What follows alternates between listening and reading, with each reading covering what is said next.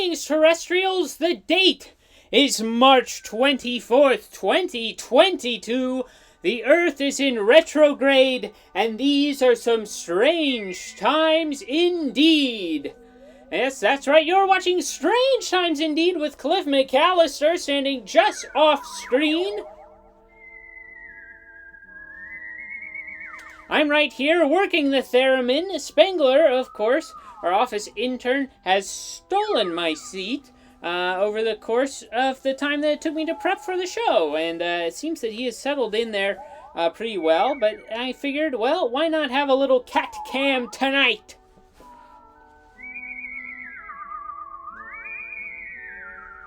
I thought it would be fun to live score the cat in the chair, but if he just falls asleep.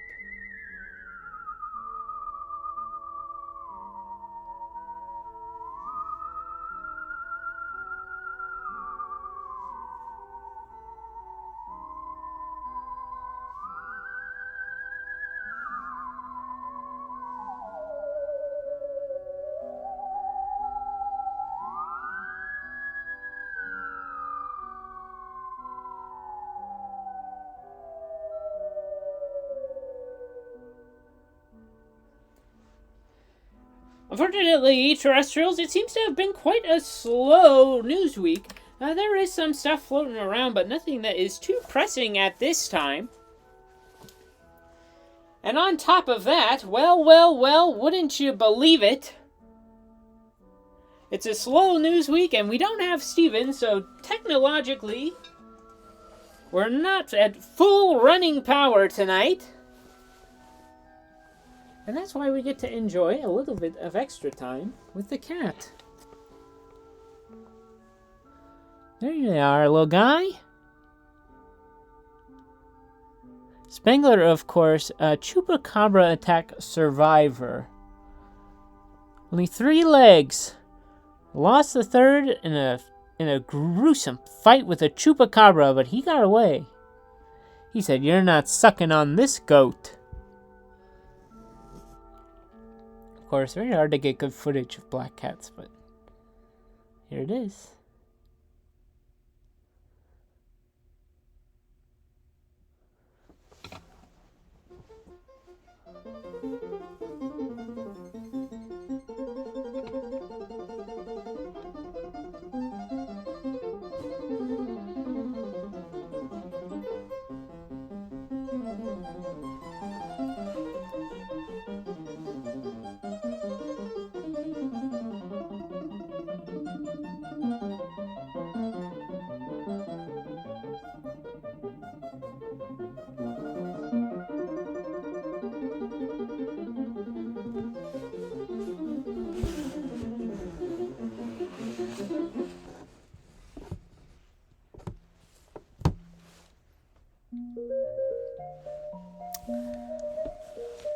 Greetings, terrestrials! At last, here I am, Cliff McCallister, the Czar of the Bazaar!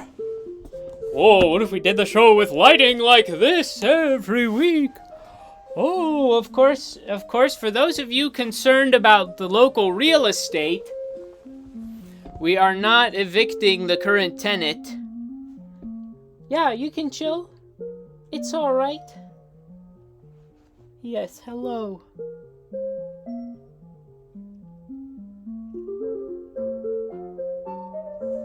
The star of the show tonight, apparently. But hello, terrestrials. Greetings on this lovely March the 24th. As I said before, the Earth is in retrograde, and this is a laid-back episode of Strange Times Indeed with Cliff McCallister. I, of course, am your host, Cliff McCallister, Czar of the Bazaar. Every week we gather here to talk about the strange and the unexplained, ghosts, extraterrestrials, cryptids. If you can't name it, we want to hear about it. Oh, are we turning around? Hold on, we're doing something. We're on the move. I didn't set up the blanket properly beforehand, otherwise you'd see him a little better. Oh, we're staying up. We're getting on the move. Where are we going? Alright, goodbye. Alright, Spengler has proclaimed that he is done being in the spotlight. Alright, well, folks. And just get everything situated. Everything in place. Here we are. Strange times indeed, and you know what? Not much pressing news, but here's something interesting. NASA is launching a new telescope. This is going to be this is called the Roman telescope, and it is planned to be used to point directly at planets. To look directly at exoplanets in other solar systems and see what life is on these planets, or whatever is on these planets, to kind of get the best like Google Street View we possibly can of distant planets. So we're gonna see if that's possible, I suppose, and if we have any other folks who know more about this specific telescope, please write in and join the show. Sorry, Spangler, when he eats his food, he has to cover it up afterwards, and we're currently covering it up. Yes, it's a laid-back episode. Here's the thing. Well, we're having a laid-back eating, so we're like start the show at 9:25. You start the show 25 minutes late, and suddenly it's like, it's the laid-back hour. Welcome to Strange Times Indeed, an intimate evening with Cliff McCallister. Right here. Strange Times Indeed. Today, I have learned through the grapevine, this doesn't seem to be any like real official thing, from the small community of folks who are a part of it, but I saw little rumblings of like, get Solarpunk to trend today. And for anybody watching, Solarpunk is this thing I've been quite fascinated with. It's a science fiction genre that is kind of like the antithesis of the dystopian future. And what Solarpunk aims to do is kind of imagine a better future for us all,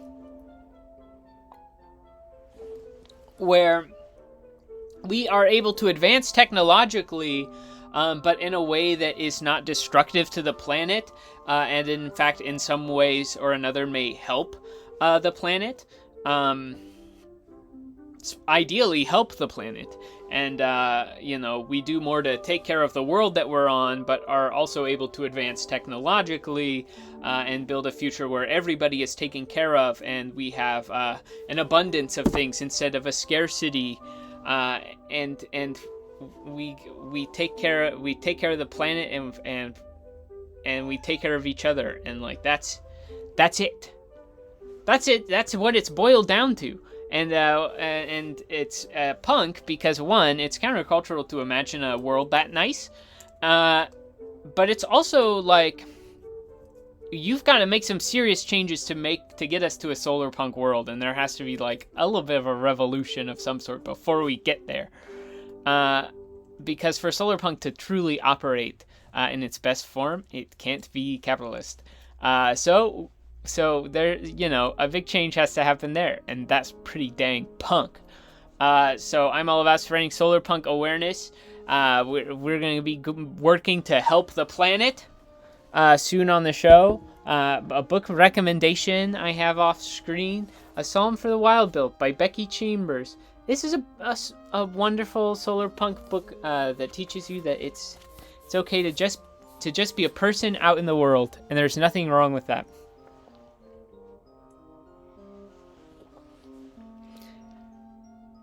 All right, everybody. Whoop, whoop, whoop, whoop, whoop. We got a mail call. Whoa, what's this?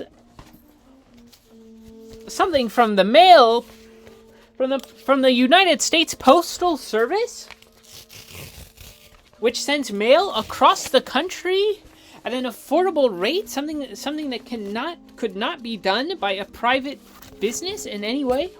Oh my goodness! Why, it's some art that I ordered. This is a wonderful painting by the artist Mark Rogers. Here we go. Let's hold this up.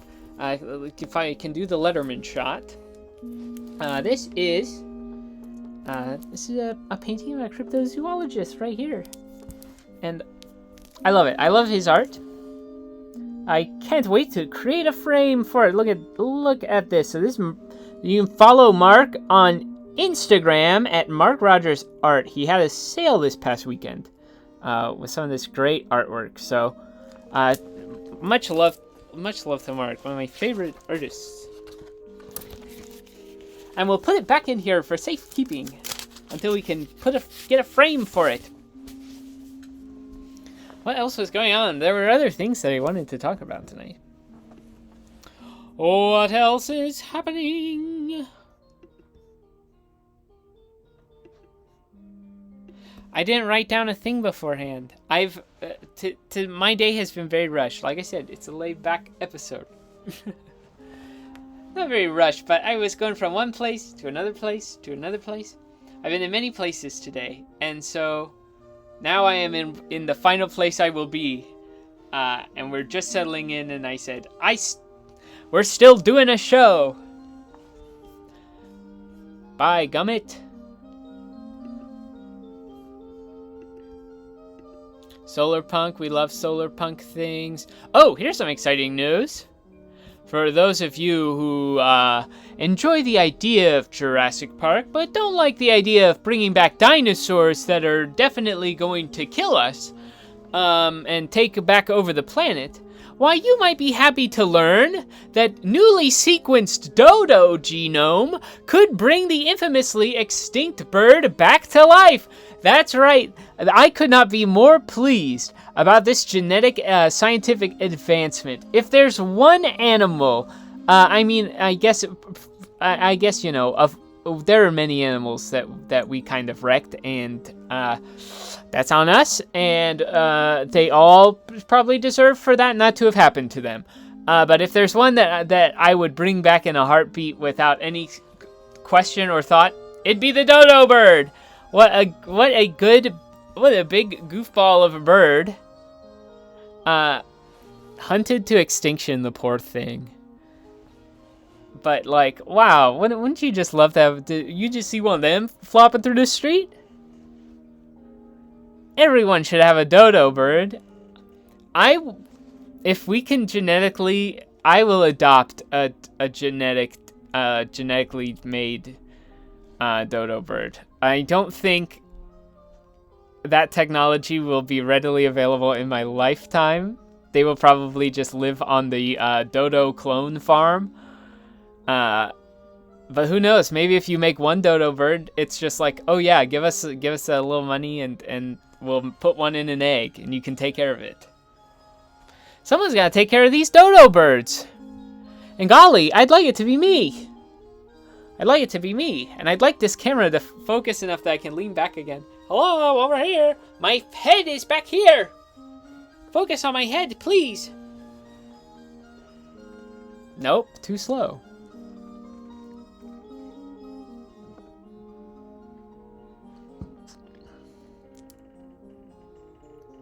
It's not following me. Come on.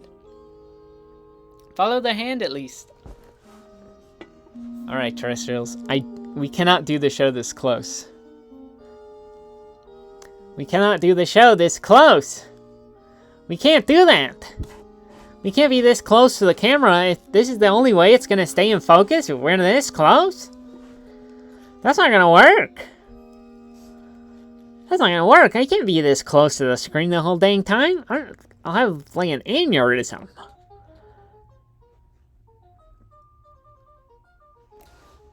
Alright, let's see what else is going on in the news. Oh, alright, here's one for anybody looking for a place to live. Looking to move in the near future. Here's one if you're looking to... Okay, well now it won't focus nearly any further back. Hold on one sec, we're gonna try something. Where is this on the thing? Oh, I probably have to unplug it and plug it back in. BRB! Sorry. Oh! Well, what good a little bit of patience will do ya, huh? Huh? Well, it's been a while since we meditated on the show. Maybe we need to do that tonight. All right, this is a news story for anybody looking for a place to live, looking to move. looking to get out of town, find a new home. Well, guess what? There's a haunted hospital for sale in Minnesota. Yes, you heard that right. This is coming from Coast to Coast AM's news story says, a shuttered hospital said to be one of the most haunted locations in Minnesota has gone on the market for a surprisingly low price. The Poke Gamma Sanatorium in the community of Park City was reportedly a treatment center for tuberculosis patients for nearly 4 decades, before closing in the 1940s. Oh, I think I've heard about this place on the telly. Let's see if it says how much. It says it's not that pricey, but I'm having trouble. Oh, why don't they just give me the real estate listing? Wow, 75,000? 75,000? All right. Okay, folks. Here's what we gotta get a GoFundMe going. There is, if you're just now joining us, a haunted hospital is for sale in Minnesota for $75,000. What? Ooh, picture the bed and breakfast that nightmare could be. One of the most haunted tuberculosis sanatoriums. Wow. Barefoot52, welcome to the stream. It's a laid back night tonight. We are, we almost didn't do the show at all. And I said, let's do the show. But it's going to be a little laid back tonight. Let's see.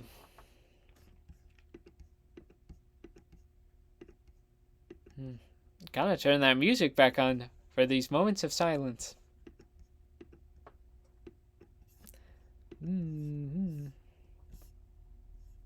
Yeah, there really weren't that many big news stories this week, and we didn't have Steven. So, yeah. Being able to buy a full hospital for $75,000 means the floor are literally corpses. Well, possibly. I mean, definitely, tuberculosis sanatorium. They probably did not have. Well, they probably had a crematorium on site or something awful like that. Oh, I'm getting some iffy stream reads on my feed. Is the stream for the feed really bad tonight? Please be honest. Sometimes it's green and sometimes no. Steven again. Steven, hey, here's some fun news from the local community.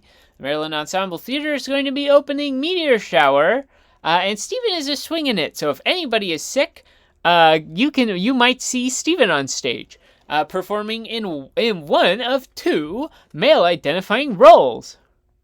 It's Jumpy. Yeah, that makes sense. No Steven tonight. It's just me running up here, and other folks I think might be watching a movie or something. I don't have a monopoly on the internet, but if Comcast gave you internet that was visual is freezing sometimes, well, that's okay. That's okay. The visual is just me sitting here looking cute. It's just we just hope that every time that it starts, I get another very good looking freeze frame in, and then that's just the way that it's going to go. I mean, how can it just kind of be a little bit of everything? It's sometimes the visuals of the feed are not going to be perfect, and that's okay. Because that just means more little cute freeze frames, and that's just the way that it's gonna have to be for tonight for the show. But as long as the audio is coming in fine, I mean that's fine, because I trust that some people look at their phones, or they will work on a puzzle, or pack up their laundry, or prepare to go on a trip, or they will do any number of things while watching the show. So it's okay if the feed is not perfect every single friggin' moment.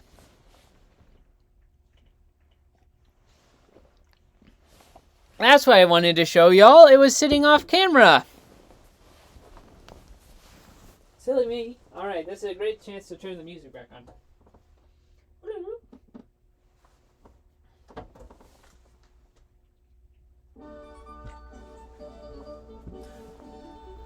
We'll be right back.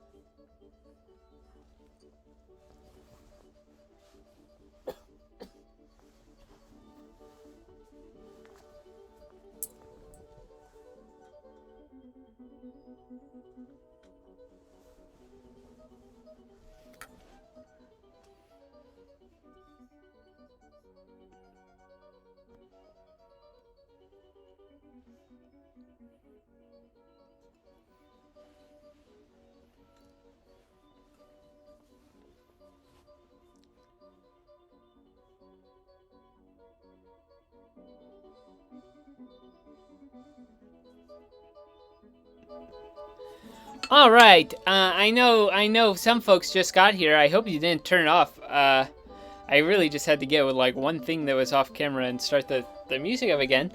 But if you left, you left. We're gonna keep the show rolling for the folks who are here, because this gal is at it again. Fly traps, baby. Carnivorous plants. This is the terrarium that I recently put together. Let's figure out the best way to stage this.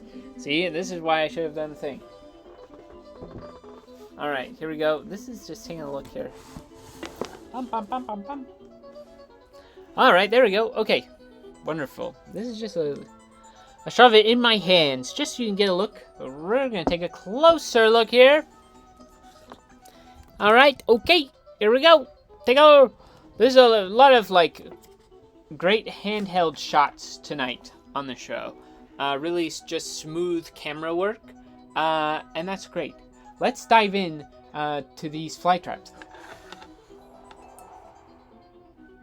Well, probably not the best camera work, but there we go.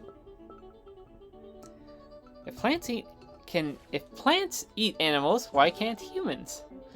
Well, it really kind of depends on, I think, how well you consciously consume the animals. You know, plants eat animals, and particularly these plants mostly eat bugs. Would you eat bugs? We're not gonna get into this. It's a laid-back night. We don't want to get into the politics of is it okay of arguing vegetarianism when plants eat animals.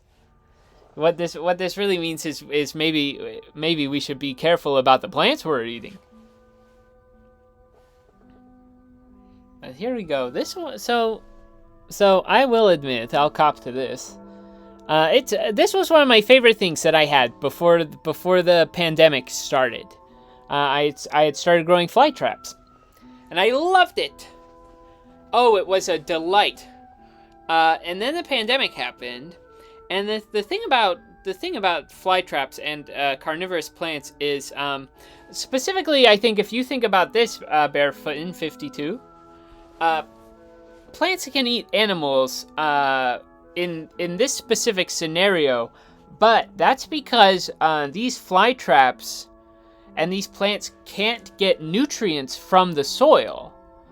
They are the way that fly traps operate. The reason that they have developed these carnivorous things via evolution is that their soil cannot have nutrients in it. Any sort of like nutrients or vitamins that are naturally in the soil will kill the plant. They have very sensitive roots. So like if you use like typical planting, like potting soil, it will burn the roots on these plants. So they get by on sunlight, but they don't get any of the other nutrients from the earth. And they grow in places where that's not necessary. So they kind of grow in like very mossy, like bogs.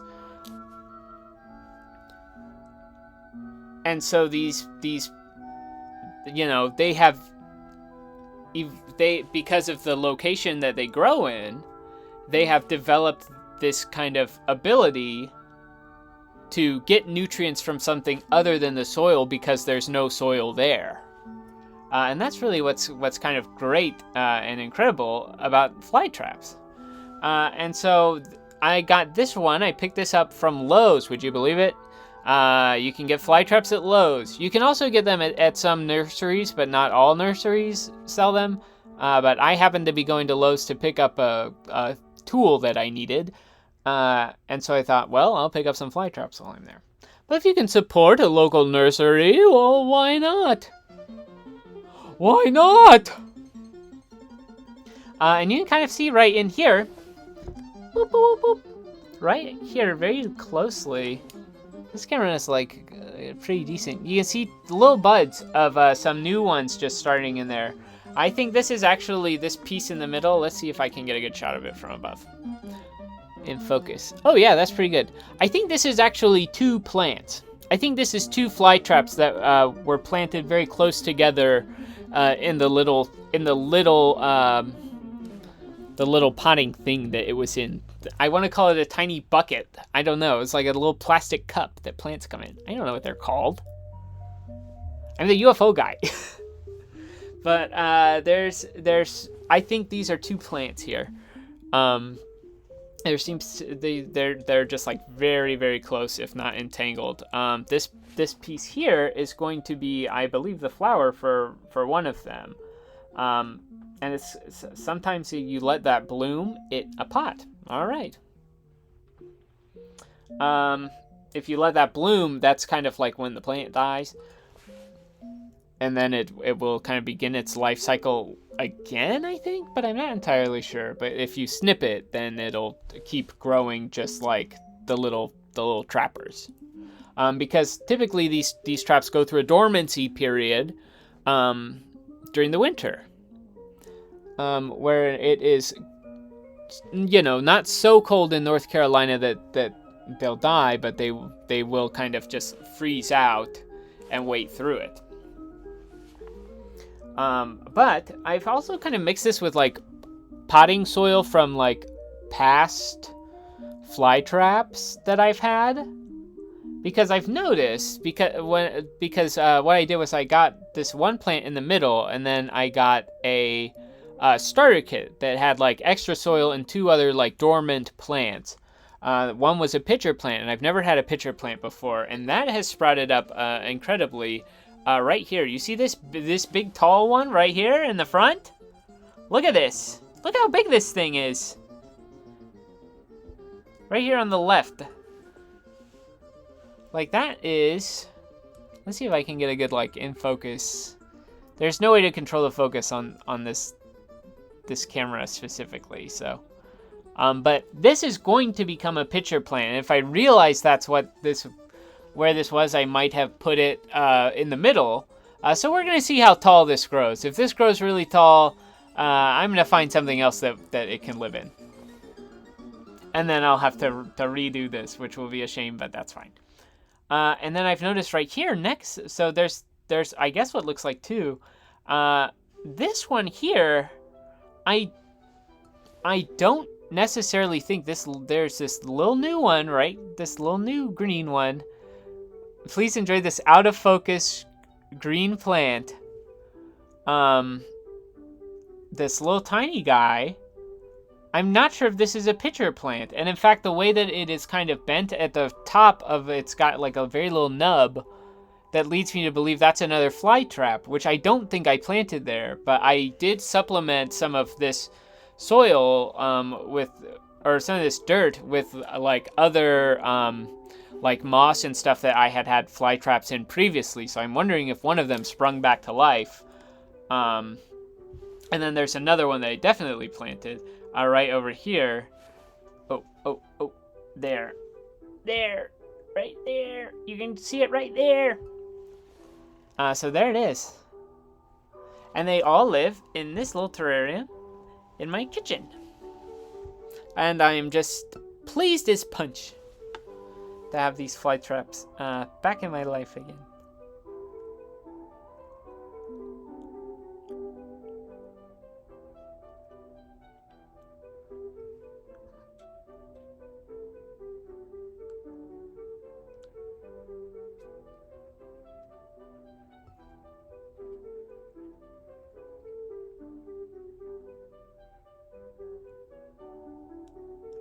And there it is.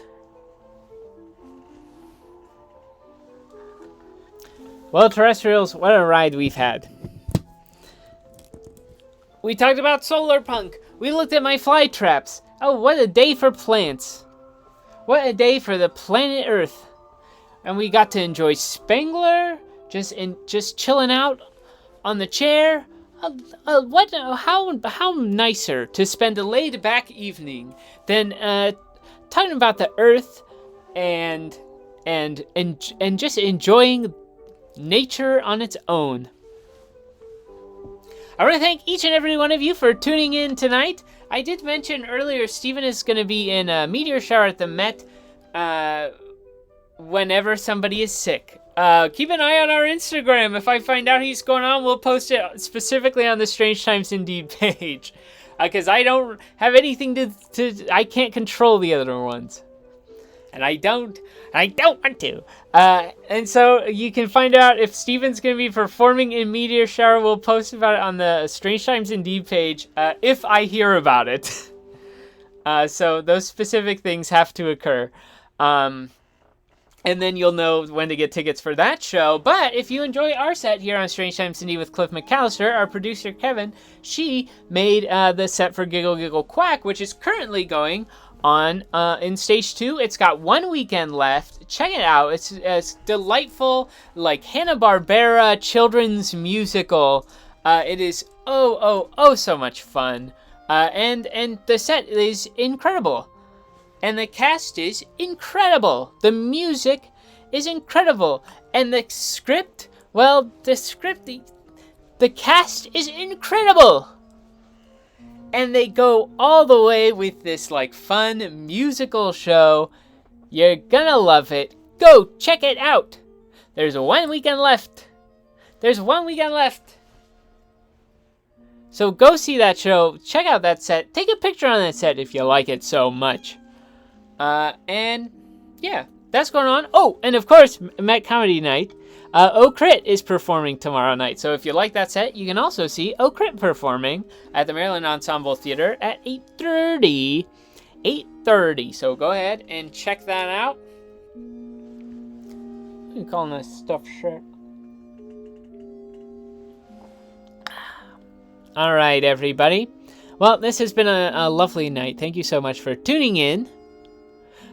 We hope to see you next week on Strange Times Indeed with Cliff McCallister. It's going to be Transvisibility Day. That's the actual day that the show just happens to fall on, so that'll be lovely. So we will see you next week.